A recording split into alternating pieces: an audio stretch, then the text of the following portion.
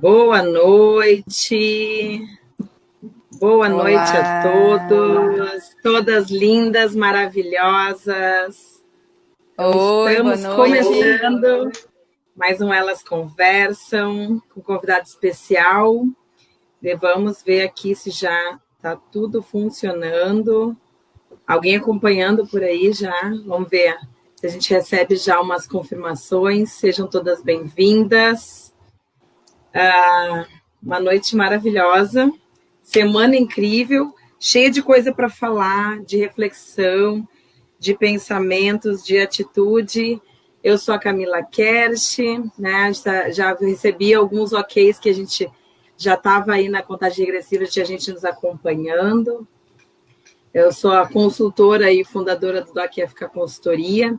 Eu e minha parceirona e Vivi pegamos, vamos dizer, a angústia da pandemia, do isolamento social e decidimos abrir as nossas janelas para o mundo, né? Já que a internet nos permite isso. Eu trabalho com gestão de resultados, né? Todas as pessoas e empresas têm sempre algum resultado que querem mudar ou querem melhorar, ampliar, então a gente pode estar contribuindo com isso. Então, sejam todos bem-vindos. Daqui a pouquinho a Daiane já se apresenta, já tem bastante coisa que a gente já conversou com ela hoje. Vivian, fica à vontade. Oi, meninas, boa noite a todos.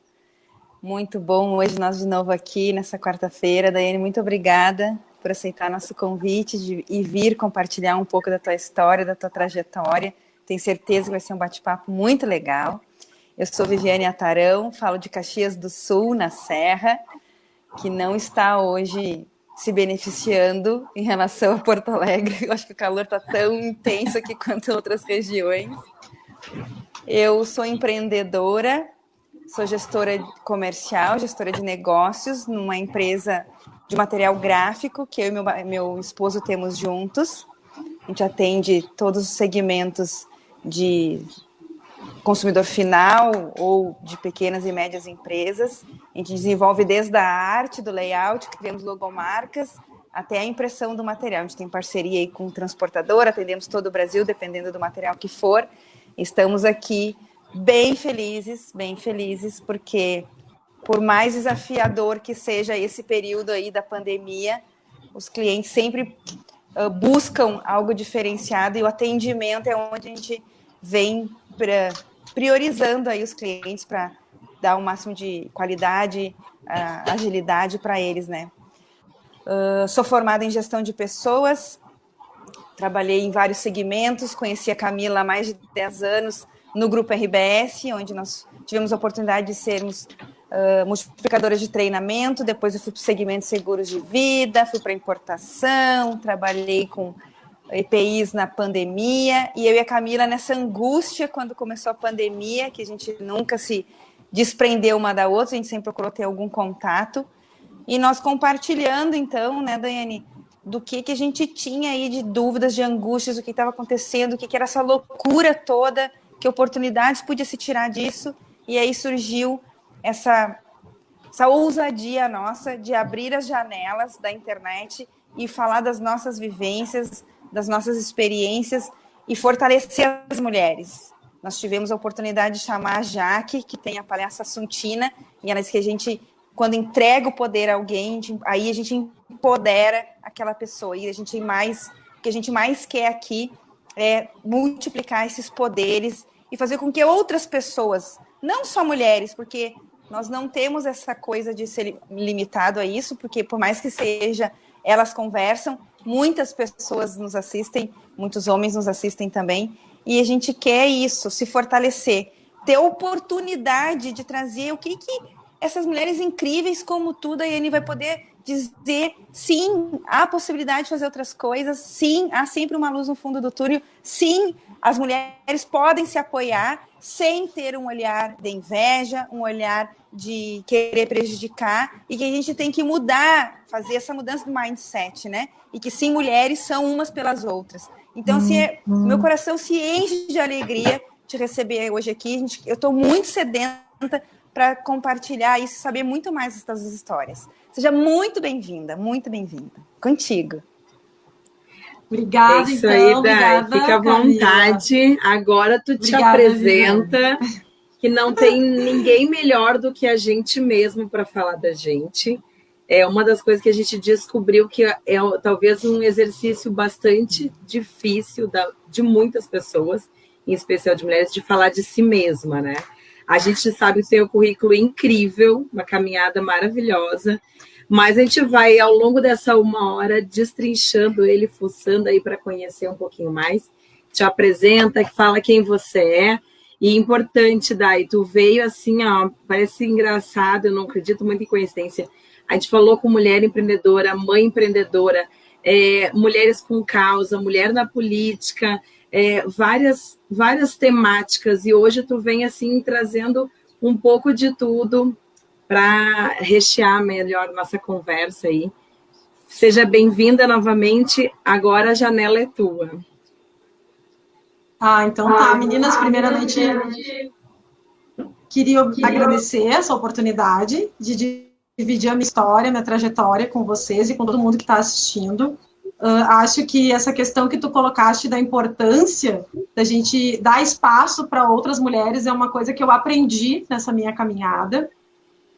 Falando um pouquinho de mim, né, vocês já compartilharam meu currículo, eu sou uma administradora, pós-graduada em gestão de pequenos negócios, trabalhei 12 anos no mundo corporativo, né, eu era atendimento no Sebrae Rio Grande do Sul, e nesses 12 anos eu acumulei uma bagagem muito grande de conhecimentos de empreendedorismo, de gestão, de vivências, e sempre sofri na pele, como eu digo, né, a questão do mundo corporativo, a aceitação da mulher em posições estratégicas, todas as questões que a gente vê hoje serem proclamadas e faladas com muita intensidade, né?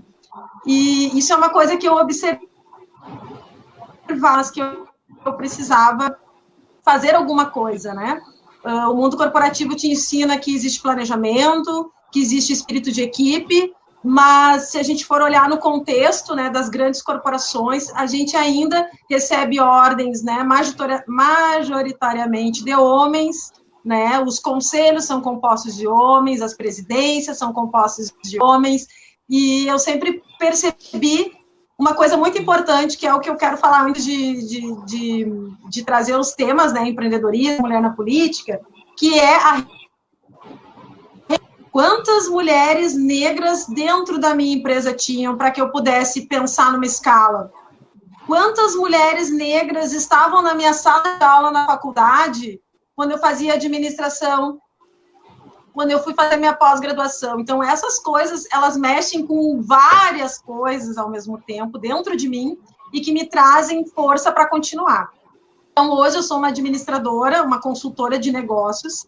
Eu foco em mulheres, porque eu acredito que é o público que mais precisa de conhecimento e de alguém que puxa essas pessoas, né, essas mulheres, para que elas tenham o protagonismo da sua vida.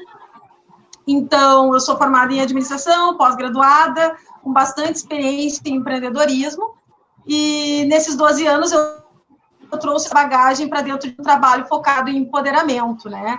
Além desse trabalho que eu realizei como funcionária, eu me posicionei como consultora, né, quando eu saí o ano passado, e comecei a trabalhar com o voluntariado, né? Eu sou uma das multiplicadoras do programa Ela Pode, do Instituto Rede Mulher Empreendedora, com apoio do Google, onde a gente trabalha justamente o poder feminino, né, as características femininas que as auxiliam a chegar em lugares maiores, né, a buscarem uma vaga no mercado de trabalho e também cargos de liderança, buscar o seu lugar no empreendedorismo. Mas quando a gente fala da mulher negra, que eu acho que eu coloquei que eu ia te dizer isso, né, ia falar para vocês hoje inicialmente, né, o que eu vejo? Que em toda essa minha caminhada, eu sou do interior, né? Eu nasci no interior do Rio Grande do Sul, eu sou de Dom Pedrito. Eu nasci lá e morei anos na campanha Fronteira Oeste, em São Gabriel. Sou filha de militar, então talvez isso também tenha sido uma forma de eu conseguir chegar nos lugares que eu cheguei, né? Porque para a população negra, se a gente for falar, né, sobre a questão da negritude, o que ela impacta na vida das pessoas, são as pessoas que têm menos oportunidade de trabalho, são, naquela época dos meus pais, qual era o caminho? Ou tu ia trabalhar na lavoura para grandes fazendeiros, ou tu estudava e buscava uma colocação, principalmente no serviço público. Então, eu tenho um pai que é militar, que veio de família humilde, que correu atrás para sair, né, da situação de não querer trabalhar no campo, ele não queria. Minha mãe também, sim, professora do estado. E, enfim, nos mudamos para Porto Alegre em 95, que foi onde eu tive acesso a Porto Alegre, né? E eu digo melhor de Porto Alegre. Eu tive a oportunidade de estudar em colégio militar. Então, eu estudei 3 anos em colégio militar. Não me adaptei, porque eu sou muito, né? Eu sou muito criativa, muito diferente, muito dos esportes. Então, né? Acabei saindo, mas eu tenho minhas irmãs que são todas formadas em colégio militar e já vim com essa educação, né? Militarizada, da disciplina, da organização. Mas sempre fui uma menina muito rebelde, sempre fui uma menina muito extrovertida, muito, né, de querer pensar diferente. E por isso também, né, hoje as coisas estão acontecendo e eu estou cada vez mais engajada em trazer causas que eu me identifico, que eu acho que são importantes, né, a gente falar de política, falar do povo negro no Rio Grande do Sul, o quanto a história é contada de um jeito e quantas coisas a gente pode fazer para tentar diminuir as desigualdades. Mas como mulher negra, hoje eu sou uma mãe, sou uma profissional, sou mãe da Maria Luísa e da Júlia, já tive relacionamento, fui casada, né, 10 anos com meu ex-marido e a gente optou, né, por nos separarmos e eu fico com as meninas e sempre também tive essa questão do controle, né, da liderança, de cuidar de todo mundo, porque a mulher é muito assim.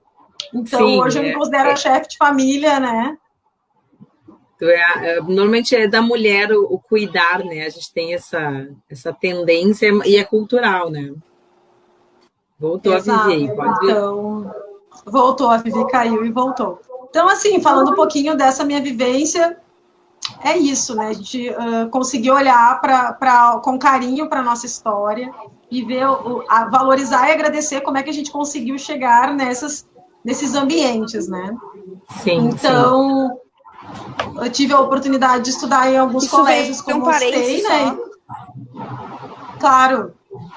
Eu vou fazer um parênteses, Daiane. Eu e a Camila, inclusive, estamos falando sobre isso, né? É muito interessante esse teu depoimento, porque não basta, às vezes, a pessoa... vocês vieram de uma família humilde. Teu pai tinha essa ânsia dele não viver da lavoura. Tua mãe foi professora do estado. O teu cenário de família tradicional brasileira, mas com o agravante de ser negra, porque infelizmente nós temos uma sociedade hipócrita ainda, que tem esse estigma, né, da mulher, da família humilde, e aí ainda vai com a marca que eu não entendo ainda o porquê, ela é negra, são família dos negros. Ontem eu vi uma matéria sobre os quilombolas, né, agricultores que estão há anos tentando reconhecimento da sua terra para eles ganharem sua sobrevivência, terem sua sobrevivência através do cultivo da terra.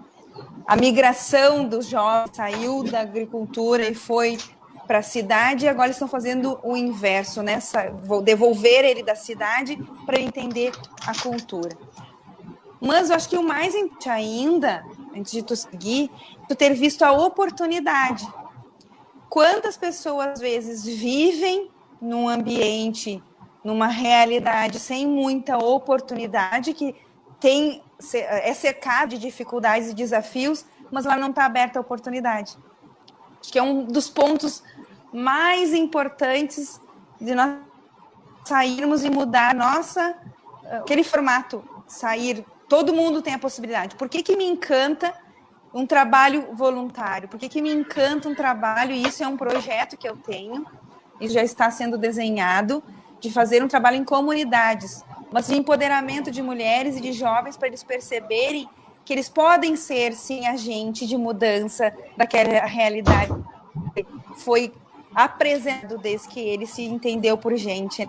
Então, assim, é muito salutar isso que tu vem vendo, porque tu de que de uma realidade que tu teve, tu viu a oportunidade de mudar isso e fazer diferente na sociedade que tu tá inserida, e levar essa voz para outras pessoas, né, Daiane? Exato.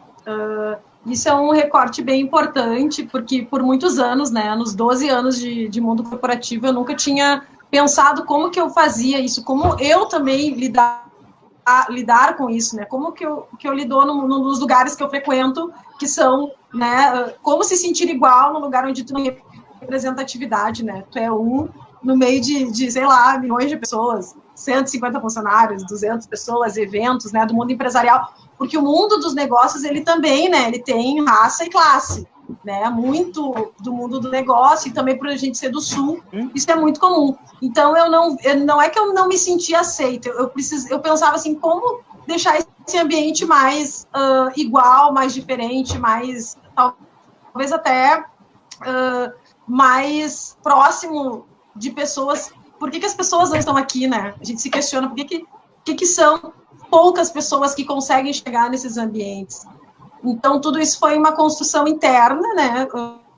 A partir das minhas vivências, a partir das questões que a gente vê hoje acontecendo, né? Em função, desde a abolição das escravaturas. Se a gente for contabilizar, né? São 132 anos de liberdade. Então, é pouco tempo para que a gente consiga equiparar esses direitos das pessoas negras, né, às oportunidades, e dizer que a gente está concorrendo de igual a igual né, não é verdade, sabe? Mas o que eu aprendi com tudo utopia, isso e acho que, como você falou, né? Vem muito da criação, vem muito da criação, vem muito da persistência, vem muito da educação e da disciplina também, que a minha família me oportunizou. Então, eu penso muito nisso, né? As oportunidades que eu tive, elas não são para todos, né? A gente tem que enxergar que eu digo privilégio, né? A gente tem que enxergar por que as coisas dão certo para mim, por que para as outras pessoas não dá tão certo ou é mais difícil. E aí a gente começa a realmente se colocar no lugar do outro e começa a pensar como que eu posso melhorar a vida do outro. Porque eu acho que, como a gente está falando de ambiente empresarial, de ambiente de empreendedorismo, de ambiente social, a gente fala de pessoas. Não tem como eu me sentir confortável em comemorar se eu não estou vendo outras pessoas também, né, tendo o seu sucesso, alcançando as coisas que elas precisam, ou tendo as suas condições básicas de vida, né? Então, tudo isso vai mexendo com a gente, vai mexendo de uma forma muito, muito forte. E isso é questão relacionada a ser uma mulher negra, né? Quanto a ser mãe também, eu tenho 2 filhas, né? Então, eu fui mãe no meio da faculdade, no meio da universidade, no 5º semestre da minha faculdade de administração, eu engravidei da minha filha, minha primeira filha, Maria Luísa, que hoje tem 13 anos. E aí eu pensei, meu Deus, meu mundo acabou, eu vou ser demitida, acabou, agora eu vou virar mãe e acabou tudo. Porque o maior medo que eu acho que a gente tem na fase da universidade é isso, né? Que os nossos planos deem errado. Né? Só que ninguém fala para nós que os planos podem, né, não sair exatamente como a gente planejou.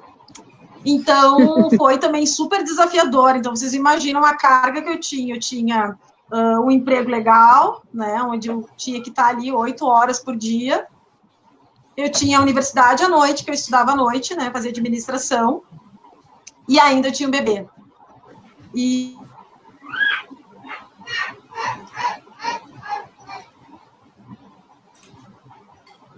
Travou. Vamos ver aqui. Volta, Dai. A gente está com... Eu não sei onde é que a Dai mora. Como eu digo, né? As empresas... temporal.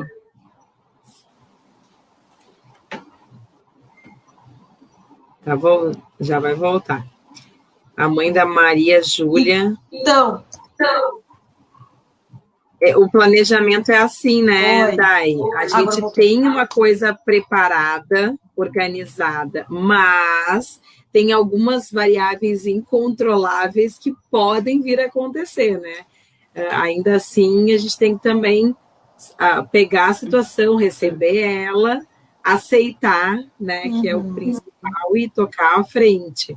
A Maria Júlia veio nesse cenário, tu trabalhando, construindo uma carreira, faculdade, e aí, conta pra gente como é que foi tudo isso, porque a gente tem, cada uma de nós, a sua caminhada com os filhos, e também sentimos vários momentos, alguns olhares, às vezes não era só olhar, às vezes eram falas explícitas mesmo, e aí?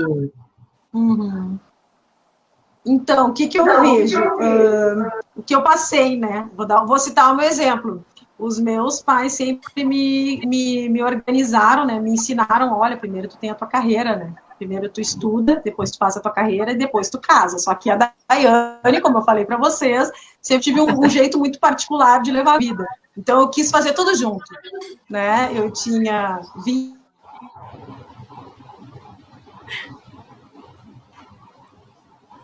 É assim mesmo, né? Nem sempre é tudo do jeito que a gente vai definindo.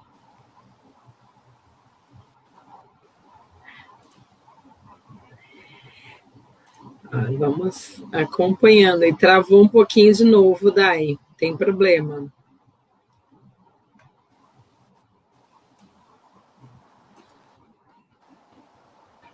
Vamos ver se como ela consegue. É curioso, né? Nós temos como a questão dela pesa na vida dela, ela tem um planejamento, que a Daiane estava comentando, que vinha fazendo tudo certinho, engravidou. Como até a forma de colocar, como a mulher brada por ser perfeita, como se tivesse vindo um filho, pudesse trazer uma instabilidade, uma fragilidade na entrega dos resultados dela, né? Tá ligado muito à expectativa, né? Essa responsabilidade e uma carga de cobrança muito. E é uma expectativa que a gente acaba tendo. Eu brinco muito nessa questão. Eu fiz uma coisa meio planejadinha e tal, e tomava a pressão da família, que parecia que até nem sabia fazer filho, né? Eu disse, mas é uma questão de planejamento, uma decisão de cada um. Vamos ver se ela está voltando aqui. Aí, foi, voltou. Tem uma música, será que é do meu? Deixa eu fechar aqui que tem uma música aberta. Tem uma então, música voltamos, Bias. Acho que vai cair um temporal e vamos começar. Tinha uma música agora, essa aí. Então, 25 anos, meu ex-marido era 5 anos mais novo que eu. Ele tinha 20 ou 25. E nós tivemos, né, a Maria Luísa. Maria Luísa é a nossa primeira filha de 13 anos. E aí era aquela loucura, né? Vocês imaginam, eu com 25 anos quase pirei, né? Com criança pequena, a única coisa que eu pensava assim, eu não quero perder o meu emprego. E graças a Deus, como eu falei, tu tá numa empresa grande, faz toda a diferença, né? Porque a empresa te acolhe. Então, assim, quanto ao mundo corporativo, não posso me queixar. Fui super acolhida, super bem recebida. Meu chefe, fica tranquila, quando tu voltar vai estar tudo aqui, tudo certo. E isso foi, para mim, esse maior presente que eu ganhei na minha vida. Além da minha filha, que, claro, minha filha foi um grande presente para mim, me tornou a mulher que eu sou hoje, é uma menina maravilhosa. Mas a minha preocupação, porque por isso eu defendo tanto a independência financeira da mulher, né? Era, meu Deus, eu não posso perder esse emprego. Isso aqui é, né, o meu ganha-pão, aonde eu tenho o meu poder de decisão. Então, graças a Deus, foi uma maternidade super, super acolhida, super linda, né? Mas a gente não tem como dar conta de tudo, né, gurias? Então, ali, quando a Maria Luísa nasceu, né, eu fiquei afastada do trabalho, voltei com aquela fome de trabalhar, né? Não, eu vou dar conta de tudo, quero oportunidades. Aí pedi uma transferência para um outro setor, porque eu queria mostrar trabalho, né? Imagina, eu tinha acabado de entrar na empresa e logo em seguida já estava em licença maternidade. Então, eu tinha muito medo, né, de perder essa oportunidade. Porque tu imagina, né, no meio da faculdade, pegar um emprego desses, assim, numa empresa renomada, numa empresa grande, eu não podia perder essa oportunidade. Então, foi uma fase, assim, que eu me senti insegura, sabe, contra a parede. Eu digo assim, meu Deus, eu vou ter que optar entre um emprego e ter um filho. Eu pensava na minha cabeça assim.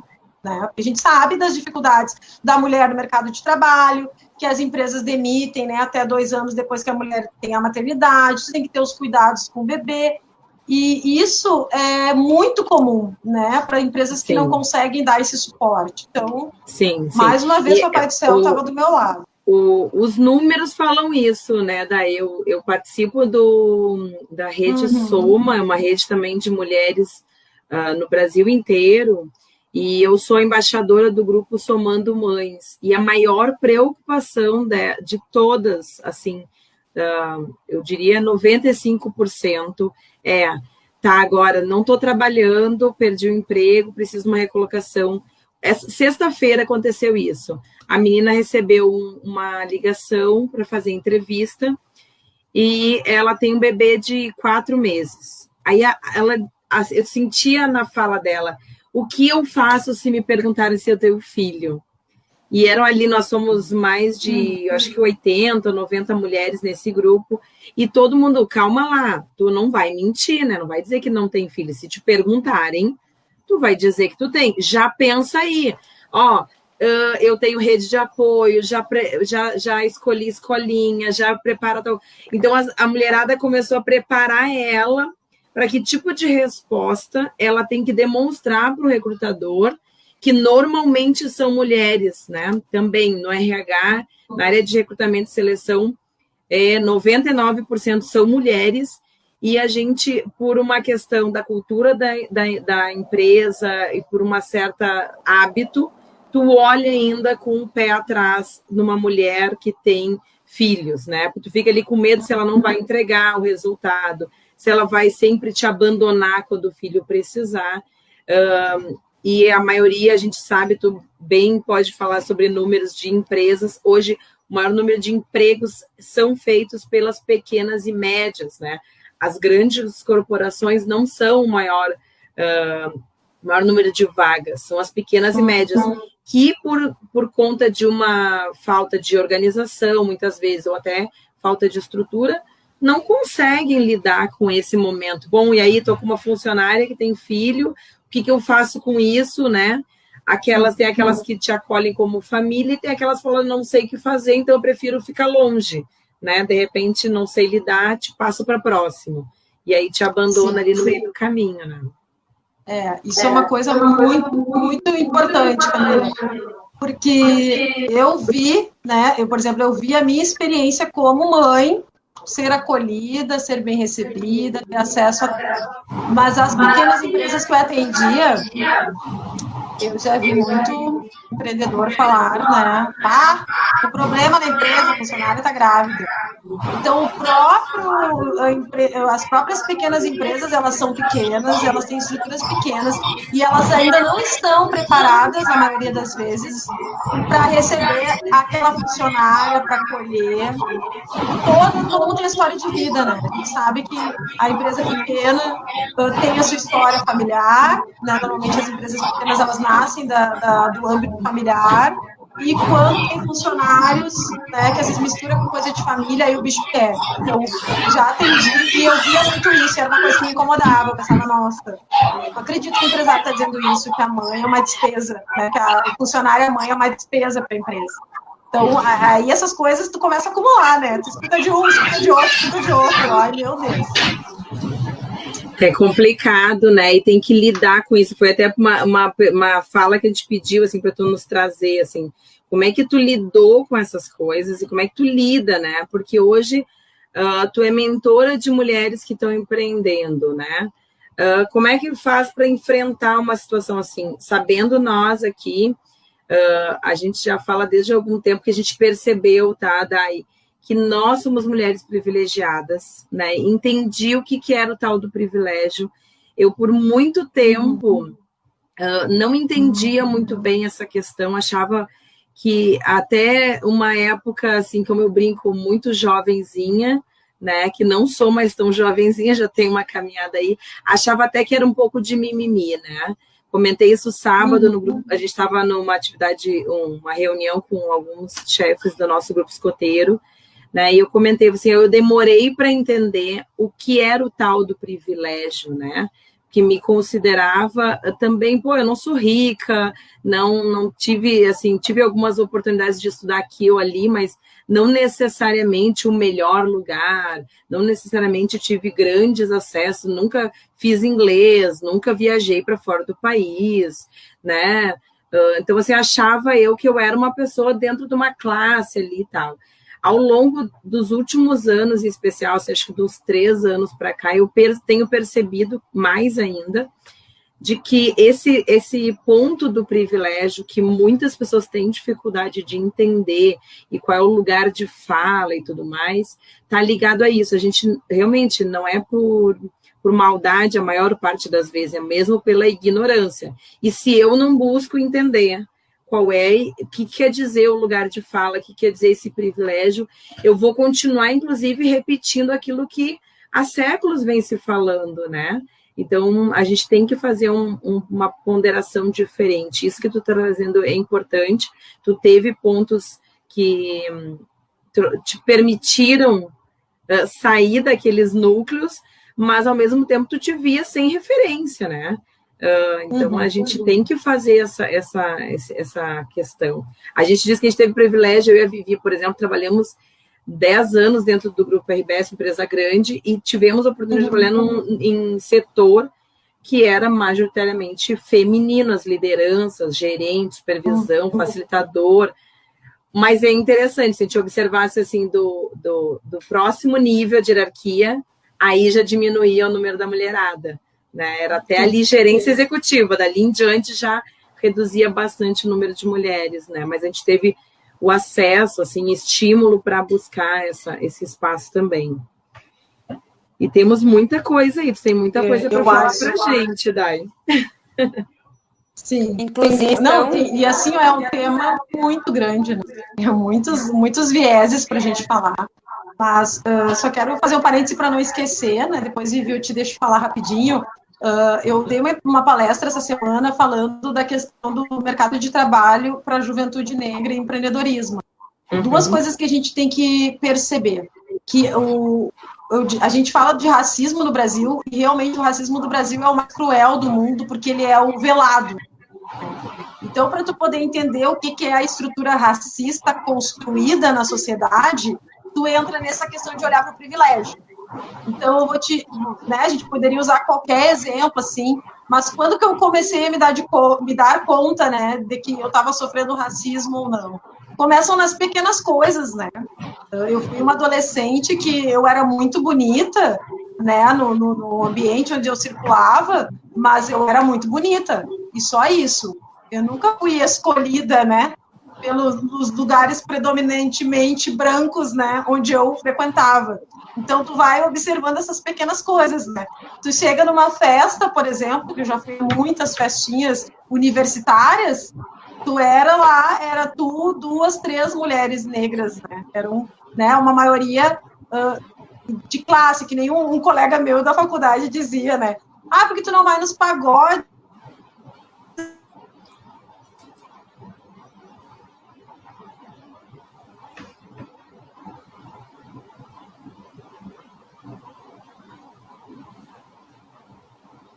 Congelamento. Travou? Acho que aqui, para mim travou aí, parou para ti também, Vivi. É a temporal, tá se armando aqui, não sei se não faltou luz lá. A minha tá travada. Deixa eu dar uma... Mas não é uma...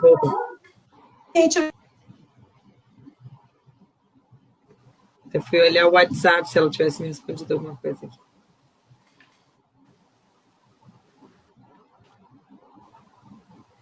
Tá vindo. Vivi, tá aí? Não congela.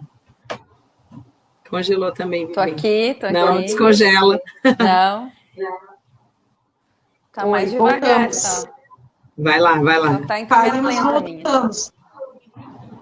Então, vocês falando da palestra. Sim. Isso. Aí, na palestra, fui juntar os dados, né? Fui reunir os dados para trazer para os estudantes de rede particular, e realmente, né? No momento que tu tem uma sociedade onde 9,3% da sociedade que estuda, tu tem 9,3% de pessoas com pós-graduação, pessoas negras com pós-graduação e mestrado e doutorado, A gente já começa a observar, tá, mas qual é o problema? Aí a gente vai aprofundando, né? Ah, mas o acesso à universidade. O acesso à universidade foi pleno e de igualdade e com questões de reparação social, né? As ações afirmativas que aconteceram a partir de 2005 começaram a inserir mais pessoas negras no sistema universitário. Sim. Então, a gente precisa entender que isso é muito recente, isso são 15, 20 anos atrás, né? Sim. Que outros jovens, como eu, pessoas mais novas, começaram a ter acesso à universidade, começaram a frequentar lugares também, né? Onde todo mundo... Hoje a gente tem uma diversidade muito maior, porque essas pessoas foram incluídas. E a gente vai um pouquinho mais aprofundado. Se a gente for olhar os primeiros empreendimentos das pessoas que foram escravizadas, né, o povo negro escravizado, que entrou para o mercado, né, foram libertos e entrou para o mercado. Essas pessoas foram as primeiras a entender o empreendedorismo por necessidade, né, porque nós temos ali 60,8% do setor de agropecuária, as pessoas que trabalham, 60,8% são pessoas negras, 63% dos funcionários de construção civil são pessoas negras e 65,9% das pessoas que estão nos serviços domésticos, as mulheres negras, né, as empregadas domésticas, são mulheres negras. Por que essas pessoas estavam, né, e ainda estão predominantemente nesses setores? Porque elas não tinham acesso a estudo, a conhecimento, à universidade, isso não fazia parte da realidade delas. Né? Eu conversei com uma menina nesse dia da palestra, que ela tinha 23 anos, e ela é a segunda pessoa na família dela com graduação. A segunda, de uma família de 12 tios, se eu não me engano. A segunda, gente. Então, é um negócio que, se tu conversar com as pessoas da comunidade, tu vai ver que é uma realidade. Se tu ler sobre essa questão do privilégio, que tu, né, Camila, e Viviane já leram sobre a questão do privilégio, lugar de fala, conhecer um pouquinho conhecer um pouquinho do trabalho da Djamila Ribeiro, que fala muito disso, né, o recorte do feminismo negro, é a gente entender que a gente está inserida num contexto muito grande, numa estrutura muito bem armada, né, em termos de racismo, em termos de homem protagonista, mulher, né, ali como suporte, e a gente... Por que eu comprei a luta da mulher primeiro? Né? Eu compro todas as lutas, mas essa da mulher primeiro, porque no momento em que nós temos mais mulheres tomando decisões, e eu confio na empatia e no poder feminino da liderança, a gente consegue ter mais possibilidades de desconstruir toda essa coisa toda que já foi construída socialmente. Então, por isso acreditar na força da mulher, por isso lutar por mulheres em cargos de liderança. E também hoje são 0,6, né, mulheres em cargos de liderança no ranking lá tem uma pesquisa que fala sobre isso, das mulheres na liderança feminina. Então, nós somos 0,6 das líderes do mundo e mulheres negras, então, vai diminuindo, entendeu? Então, é uma escala. Se a mulher já não consegue chegar, imagina uma mulher negra. O quanto é difícil a gente chegar em alguns lugares, porque isso depende de incentivo, depende de educação, depende de conhecimento. Claro que depende de vontade, mas depende muito da gente oportunizar essas pessoas a chegarem ao lugar. Sim. Então, como profissional, eu vejo isso. Assim, eu tive muitas oportunidades boas e eu agarrei elas com todas as minhas forças. E eu penso hoje, eu quero ver outras pessoas. Né? Porque é que nem eu digo assim, situações em que eu me sinto muito mal. Quando eu chego num shopping center em Porto Alegre, e as primeiras pessoas negras que eu vejo no shopping center são só as seguranças e as pessoas que fazem a limpeza. Sabe? Eu quero poder um dia entrar num lugar desses e ver essas pessoas comprando, como todas as outras estão. Sabe? Então, são pequenas, que nem eu digo, são pequenas... Se tu começar a prestar atenção nos lugares que tu frequenta, nos ambientes, tu vai perceber. Sim. Tu vai perceber que isso é uma estrutura que está muito bem articulada e que a gente, aos poucos, vai ter que comprar essa luta todo mundo junto, né? Então, eu sou muito dessa coisa da gente trocar com mulheres brancas. Eu sou muito dessa bandeira, assim, da gente pensar como tornar esses ambientes menos separatistas, menos violentos, menos desiguais. Acho que a Vivi queria falar. Vivi.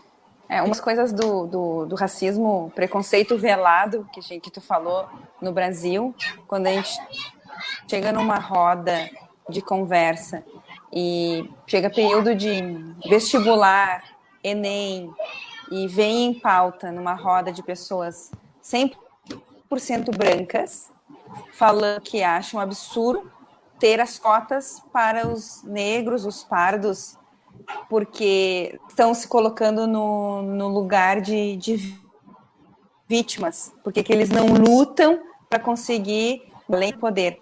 Esse é um dos discursos mais agressivos, eu acho, para dentro do ensino, para dentro de uma oportunidade de faculdade, para quem tem direitos. E eu fico muito alfinetada quando eu escuto isso, porque eu não consigo ficar calada, né? Eu não sofri isso na pele. Eu tive, sim, dificuldade financeira para entrar para uma faculdade por questões econômicas, cenário familiar. Mas eu fiz depois da minha faculdade, eu já era casada, eu já era mãe, Camila, fizemos a mesma graduação, né? Muitas coisas nas nossas vidas são muito semelhantes, inclusive de gostos, assim, né? E isso me incomoda muito daí. Quando uma pessoa branca diz que acha o fim do mundo separar as cotas para os negros e não se dar conta que o negro, desde que ele veio para o mundo, ele não teve oportunidade. Que é isso que tu fala. Esse é a maior prova de que nós temos uma sociedade que é cega para isso, que não se abre para conversar sobre isso e entender a razão do que foi motivo de ter criado-se as cotas para essa classe social. Que eu ainda, inclusive, eu disse, eu acho tão mais oferecido por causa do que ela esconde por trás. Porque se eles tivessem o direito, todos nós tivéssemos tudo, e tivesse uma regra, e se fosse uma regra diferente, o ensino de uma faculdade estadual, federal, perdão, não pudesse entrar de classe média alta, não pudesse entrar de classe média para baixo da classe social hoje de poder aquisitivo. Como seria visto isso dentro de uma sociedade? Porque só quem entra para dentro de uma universidade federal é que teve acesso às vezes. E quem tem direito a acesso a melhores escolas? Quem tem poder para pagar para ela? Se nós conseguirmos um dia chegar numa cidade que a educação seja de alto nível, seja valorizado um profissional de educação, e não ele ser a pessoa que menos se recebe de uma importância tão grande, e nós temos um discurso tão hipócrita de dizer, vidas negras importam, mas eu mato um negro, e quando sai na TV, dizem que é partidarista aquilo que está saindo no analismo, aquilo. Aí querem a responsabilidade, o que culminou aquilo. Não é isso que está se olhando. É o descaso por uma vida. Não é mais partidário isso. A mesma questão que nós trouxemos na última live, falou sobre o acesso à saúde. Por que acesso à saúde não tem tanta importância? Porque o homem não se cuida historicamente, se cuida historicamente a mulher. Por que quem luta pelos direitos contra o racismo são os próprios que sofrem isso? Por que não se coloca numa mesa e se discute? Não, aí acham que é mimimi, acham que é vitimismo. Vai para a rua. Claro que a gente não gosta e não quer que quando tu levanta uma bandeira vire vandalismo. Não é nunca isso. As feministas, as pessoas que estão sobre isso, não estão por uma manifestação turbulenta, né? Mas chega de a gente não querer discutir e entender a razão dos nossos problemas. O quanto é importante a gente poder, sim, parar. Eu estou numa faculdade. Eu tive a infelicidade de escutar que dentro de uma turma de medicina, os negros não iam sempre para as aulas dentro de uma universidade federal. Aí eu fiz a pergunta para as pessoas que estavam falando sobre isso. Quem já viram que dentro da universidade federal eles têm uma cota de auxílio para transporte, mas às vezes eles estão lá na metade já do primeiro semestre, eles não receberam auxílio para o transporte, eles caminham quilômetros a pé.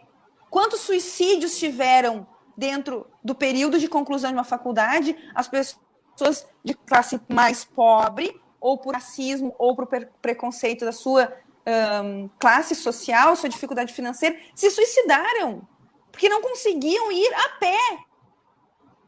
Não tinham dinheiro, ou eles comiam, mas tem o restaurante da Universidade Federal. Mas ele teve como chegar a pé aquele dia para estudar? Vamos olhar a razão da situação que a gente vive hoje no nosso país, em vez de julgar o conhecimento da causa. Eu não tenho conhecimento dessa dor, porque eu nunca vivi o preconceito da cor. Mas que nem o meu filho perguntou, mãe, por que as pessoas falam da cor do negro? Se o negro, a cor do negro é tão bonita, meu filho tem 9 anos de idade, a cor do negro é tão bonita, ele brilha no sol. Eu disse, porque as pessoas são ignorantes.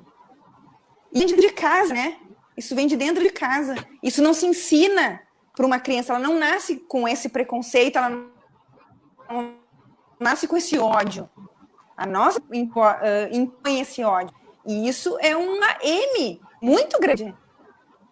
Poder hoje trazer isso para cá. E quem sabe a gente pode abrir a cabeça das pessoas para poderem discutir de forma saudável em vez de virar briga, né?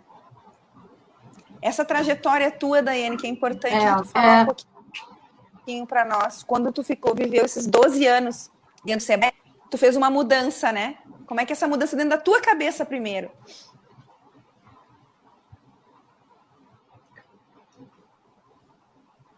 Bom, assim como profissional, eu acho que como profissional eu sempre fiz o que eu podia, sempre me esforcei muito, né, para dar o meu melhor, mas pensar em sair, optar por ser consultora e atuar de forma independente, né, veio muito mais relacionado à questão de ser mãe. Né? Então, eu era uma mãe com 2 filhas, com muitas coisas para fazer, com poucas oportunidades de... Talvez porque eu também estava muito presa, né, à questão da maternidade, do fazer tudo, né, porque aí a gente se sente a heroína que tem que salvar todo mundo.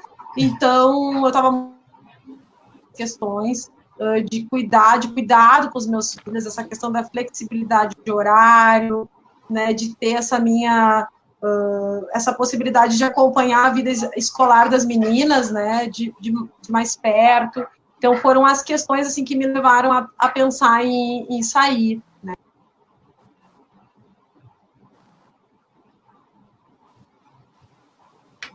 Como é que foi quando tu tomou essa decisão, que tu percebeu que tu queria estar mais perto das tuas filhas? Eu não sei se ela tá me ouvindo, né? Não sei, acho que travou.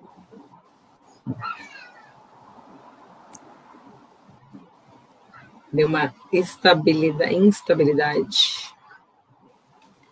Ela vai piscou. Ela vai voltar. Voltou. Voltei. Voltou.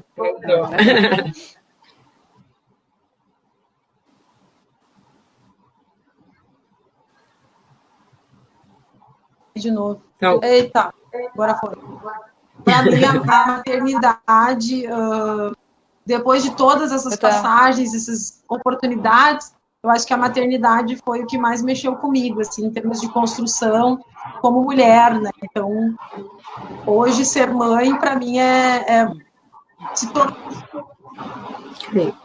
casos, né? Muitas vezes. E agora foi, oscilando a nossa conexão, né? Tá dando uma travada, mas eu acho que a instabilidade então, assim, do clima profissionalmente, então, pois é, a ideia é essa, né? Comecei a ver o meu papel de mãe, comecei a enxergar coisas que eu não enxergava como profissional de tudo que eu estava fazendo, porque eu pensava assim, eu não estou dando conta porque eu sou incompetente, né? Já cheguei a pensar momentos sobre isso. E aí, quando eu percebi que eu estava fazendo muitas coisas, estava fazendo coisas demais, né? Porque às vezes as pessoas perguntam como é que tu consegue, né? Ser mãe, ser profissional, né? Trabalhar 8 horas por dia, cuidar de 2 crianças, cuidar de casamento, cuidar de casa. E bolou o meio de campo.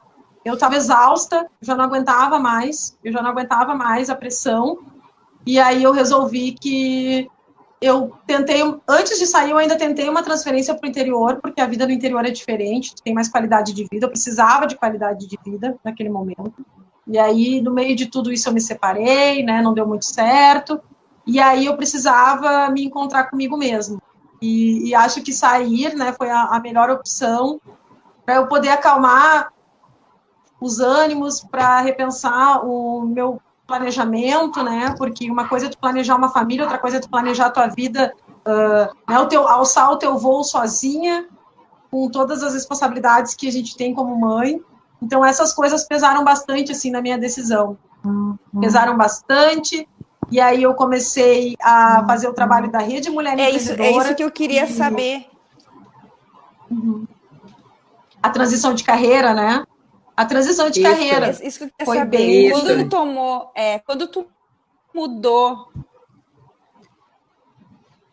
tu fez janeiro chegou, teve a clareza que estava um caos, né? Janeiro do ano passado. Essa mudança de mindset? Janeiro do ano passado, janeiro de 2019. Tu tinha referência. Porque eu me coloco no teu lugar, inclusive é uma coisa que eu discuti com a Camila hoje de manhã, quando a gente fez a reunião de pau. É muito louco essa mudança, né? Da gente ter referência, nós não somos, não é a Daiane Rodrigues que estava, era a Daiane do Sebrae. Eu era a Viviane da ES, era a Viviane da Zerwar. Quando há essa quebra, digamos assim, existe uma desconstrução, existe um período para ter essa desconstrução, para reencontrar a identidade, né? Como é que foi esse momento, assim, para ti? Reprogramar. Porque a gente precisa se reprogramar. Agora tu não tem mais o Sebrae atrás de ti, tu não tem mais aquela referência corporativa, tu tá voando solo. Perde-se isso. Tu sentiu isso, Daiane?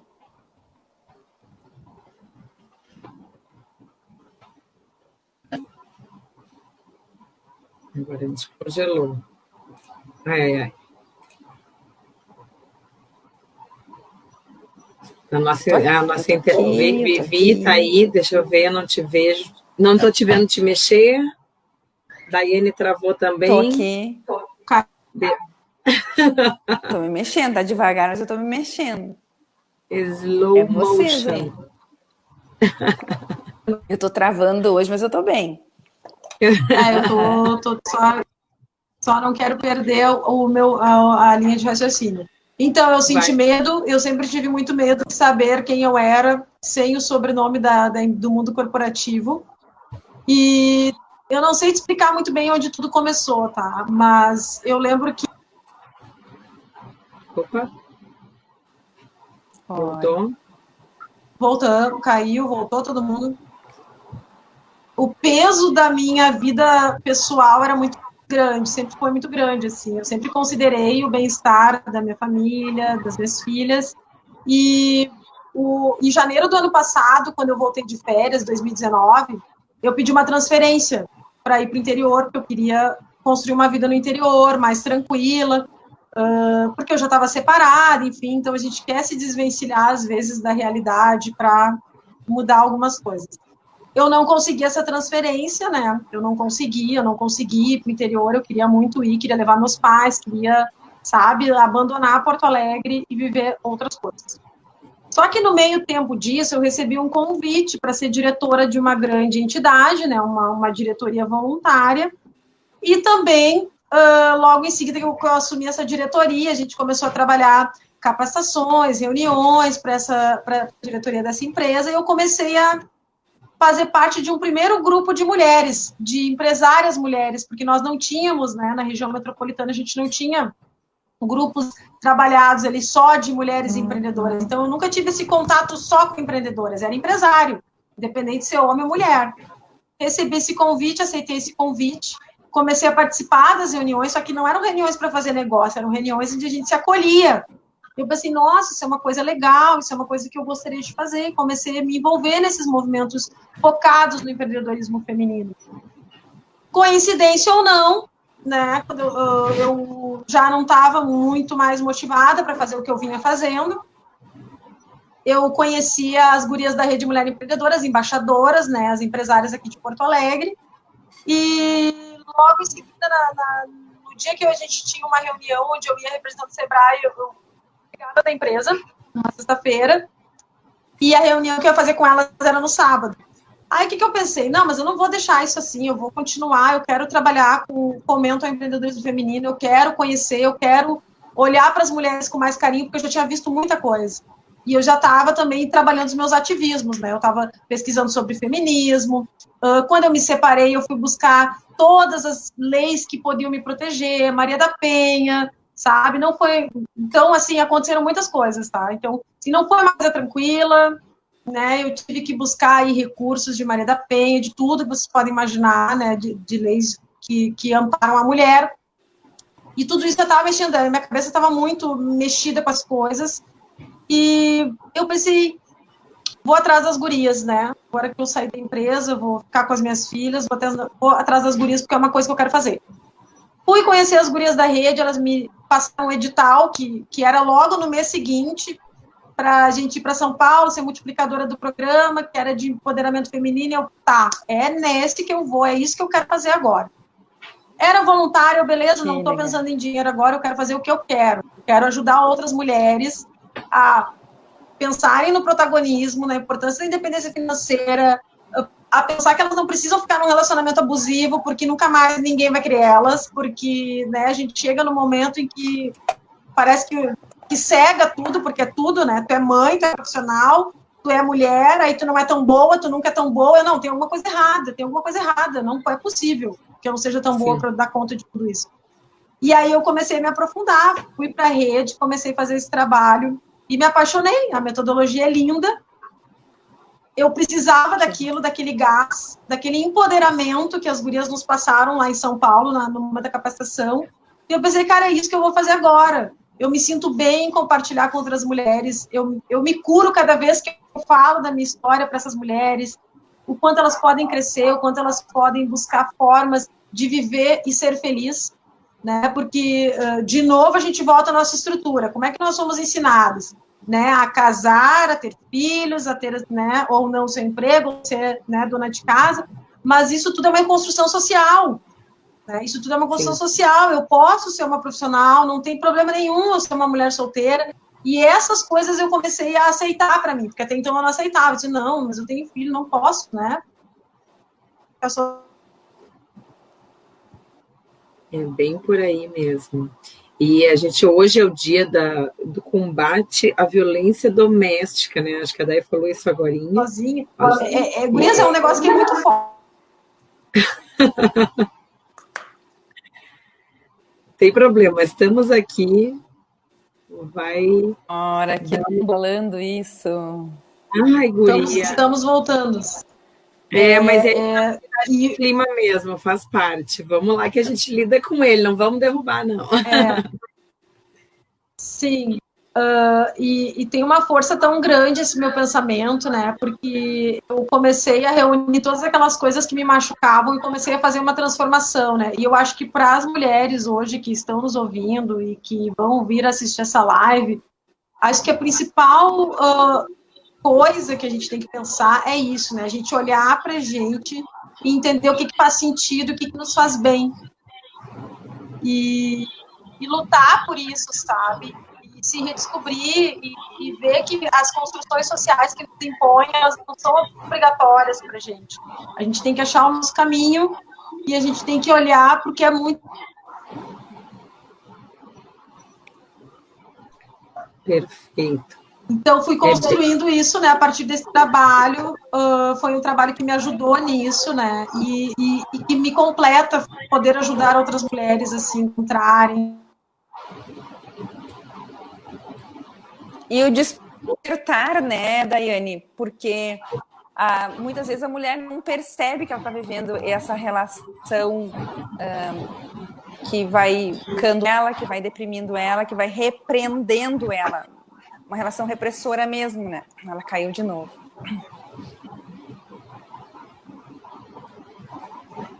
Aqui deu uns trovões bem fortes, até me assustei.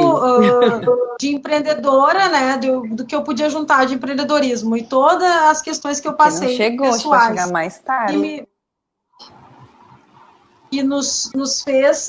Que me fez pensar sobre o feminismo, não só como uma bandeira, né, bonita, mas sim uma luta muito importante para todas nós, né, independente de sermos preta, branca, amarela, né, ou ter opções sexuais diferentes, mas o quanto o trabalho que nós mulheres tivemos na sociedade para nos posicionar, o quanto isso é relevante e é importante a gente lutar até os dias de hoje, né.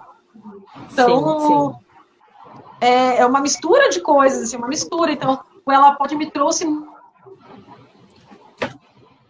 muito isso, assim, de conhecer outras histórias, de olhar para essas empresárias com um olhar mais humano, mais empático, porque eu lembro que tu falou no início ali da questão da competitividade feminina, isso é uma realidade.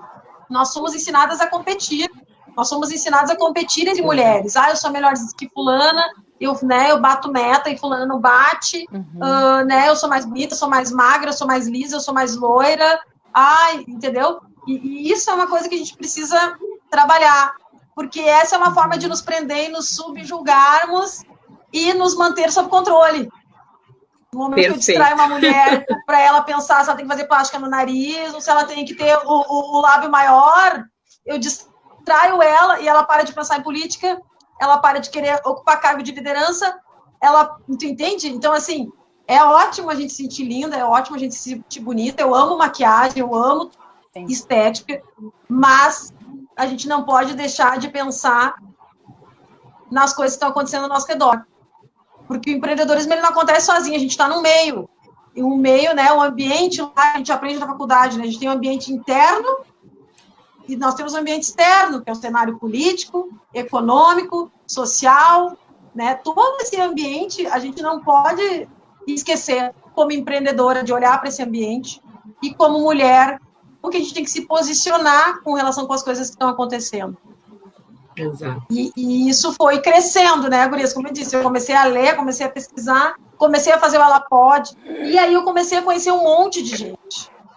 Comecei a conhecer muitas pessoas, muitas mulheres na política, que eu pensava, meu Deus, não vou falar de política, porque isso aí, né, tá uma bagunça, é esquerdista né, e direitista se pegando, isso não é para mim, eu quero falar de empreendedorismo.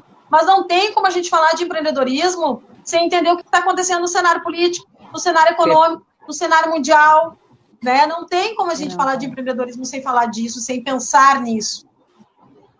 E foi aí que eu, né, fui atrás, enfim, conheci algumas pessoas na política, fiz um trabalho dentro de um partido, meu primeiro trabalho pago para palestrar sobre empreendedorismo foi dentro de um partido. Olha só. E aí...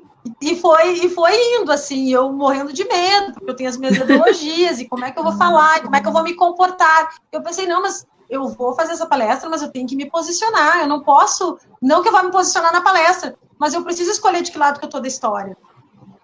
Né? Eu preciso escolher o que eu acredito, porque as pessoas também, elas não compram só o teu trabalho, o teu conhecimento técnico, elas compram identificação.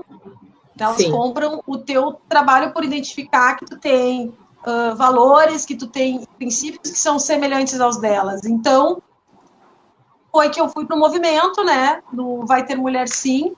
Eu fiquei lá como uma talento, eu não quis escolher um partido para concorrer, eu fiquei, né, dei aquele medinho, né, porque acabei de começar o meu negócio como consultora, estou engatinhando com os meus clientes, fiquei com medo, me assustei. E realmente a gente teve um resultado lindo, que eu acho que é muito bonito na política. Nós somos a primeira capital com mais mulheres na Câmara de Vereadores. Eu pensei, meu Deus, por que eu não me candidatei? Eu devia ter ido. E eu tive muito receio, principalmente por causa dessa coisa de partido, né? O Brasil tem muito partido. Eu acho que tinha que ser que nem os Estados Unidos. Dois partidos. Aí tem 5 mil partidos, aí convite de todos os lados. Eu não. Calma, vamos olhar. Vamos estudar mais um pouquinho? Porque mulher, o mais engraçado de mulheres... Vamos estudar. Né, engraçado não, uma coisa muito legal. A gente estuda. A gente estuda. A gente não se atira. Curioso. Tem dados, né, que dizem... o índice de empreendedoras com pós-graduação é muito maior do que o dos homens. Não tem o número aqui, mas é uma variação ali em torno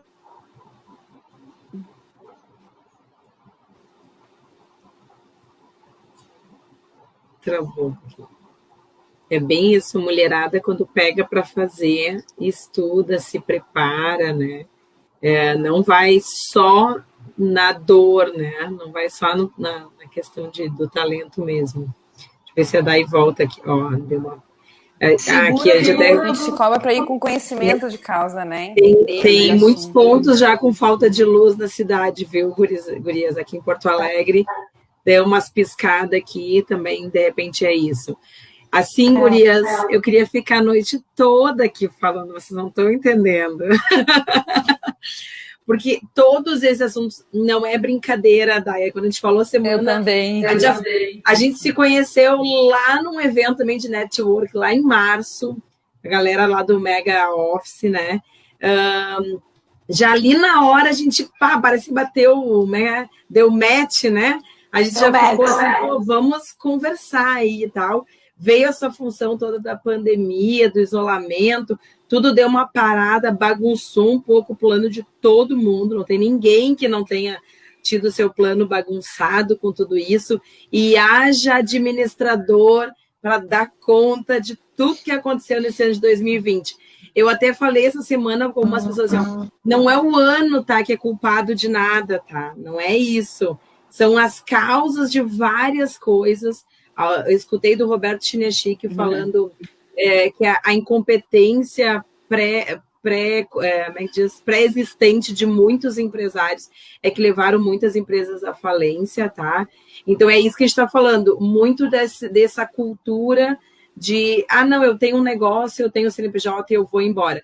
As mulheres que tomam a decisão de ter um negócio, elas organizam um pouco melhor, porque estudam, como tu disse. E assim, eu já vou deixar o convite, Dai. Já vamos achar uma agenda aí para algum mês próximo aí, para a gente voltar a falar, porque ainda tem muita coisa aqui que eu anotei. Sim, tem muita coisa, né? Como eu disse, a pauta da mulher ela é muito grande, né? Muito extensa. A gente falou ali rapidamente, né? Questão da violência doméstica, que também nós somos os maiores índices, relacionamento abusivo, que é a causa dos feminicídios, né? Então, assim, sabe? Se a gente for sentar para conversar, e em algum momento a gente sofreu alguma violência, a gente nem vai saber explicar, sofreu um assédio sexual, sofreu um assédio moral. Então, eu acho que nada mais justo do que nós, como mulheres, nos unirmos e nos impormos, né? Impormos que isso é uma pauta, sim, é uma pauta que tem que estar dentro das empresas, é uma pauta que tem que estar dentro da política, é uma pauta que tem que estar na sociedade, para a gente nunca esquecer o quanto isso pode trazer.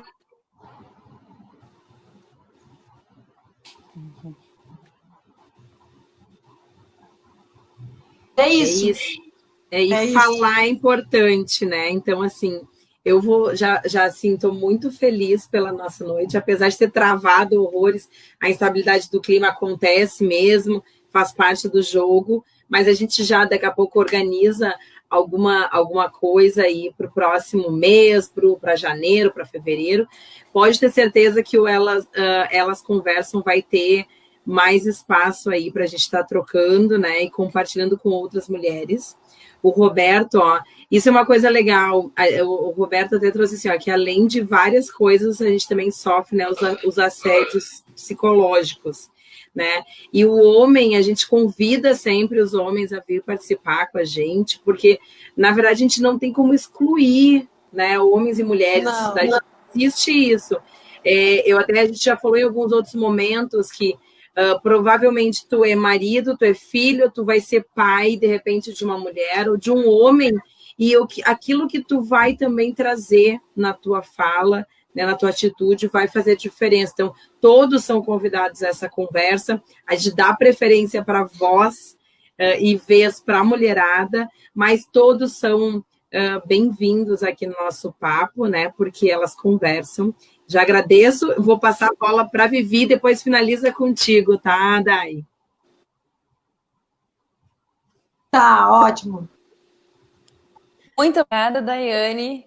Muito legal hoje tu participar conosco, poder trazer esses assuntos que são tão pertinentes ao dia a dia das mulheres, historicamente, e realmente a questão toda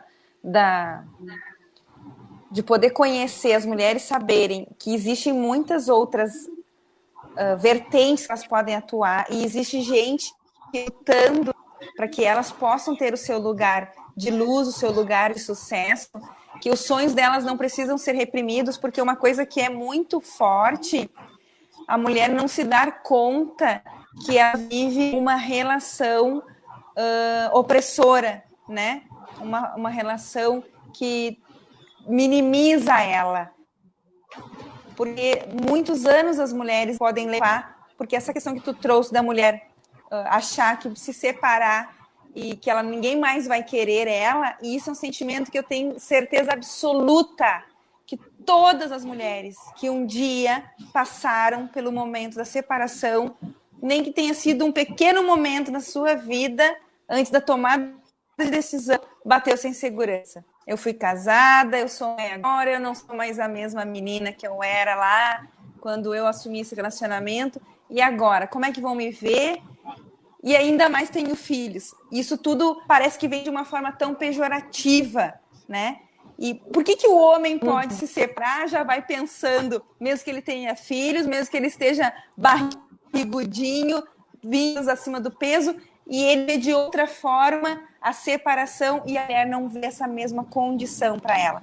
Muito obrigada por fazer parte desse grito com tamanha força para despertar essas mulheres. É o momento do despertar.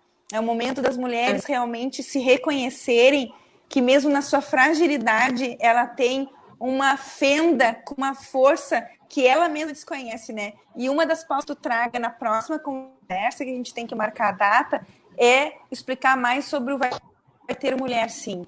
Nós falamos sobre numa das lives agora, período eleitoral, bem véspera de eleições, falar sobre esse movimento. Nós não precisamos ser de partido, a gente pode ser apartidária, mas a gente precisa discutir sobre política, porque a gente faz política todos os dias, em qualquer momento, em qualquer lugar que a gente faz, que a gente esteja, a gente faz política, né? Seja de boa vizinhança, seja para negociar qualquer coisa em casa, na vida profissional. Daiane, muito obrigada. Eu estou encantada da vida de ter te conhecido. Eu quero fazer parte de todos esses projetos que tu... Eu quero isso tudo. Leve esse grito para outras milhões de mulheres. Muito obrigada. Vida longa aos seus projetos. Obrigada, gurias. É uma honra ser convidada, assim, para contar a minha história, né? Vocês viram que eu também sou muito... Eu sou muito empolgada com o que eu faço, eu sou muito feliz com o que eu faço, eu acredito nessas bandeiras, né? Não é campanha política, que nem eu digo, né? Mesmo se for, paciência, talvez isso aconteça.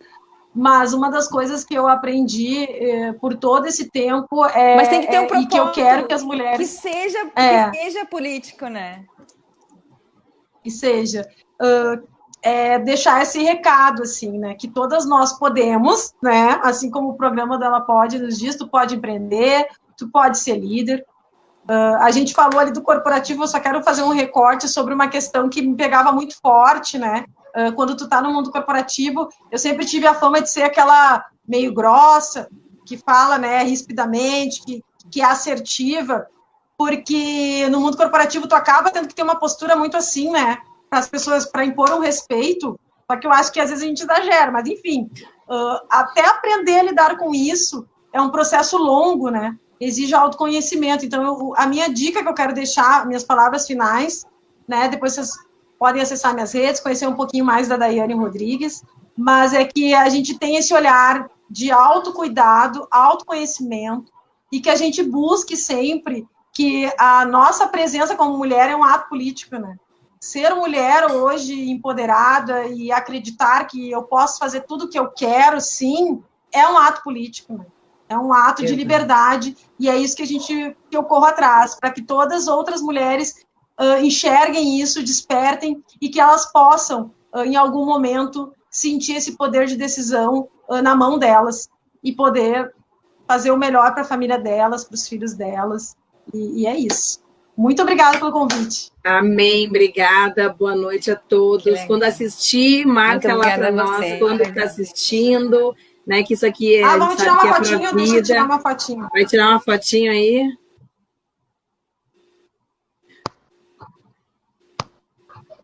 Vamos ver se vai. Agora foi. Foi? Muito Tirei obrigada print, a todos. tirei o print. Obrigada, Boa gurias. noite, excelente Boa semana. noite.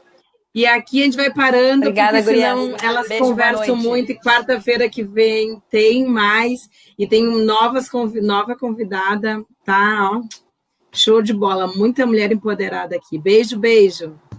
Beijo, obrigada.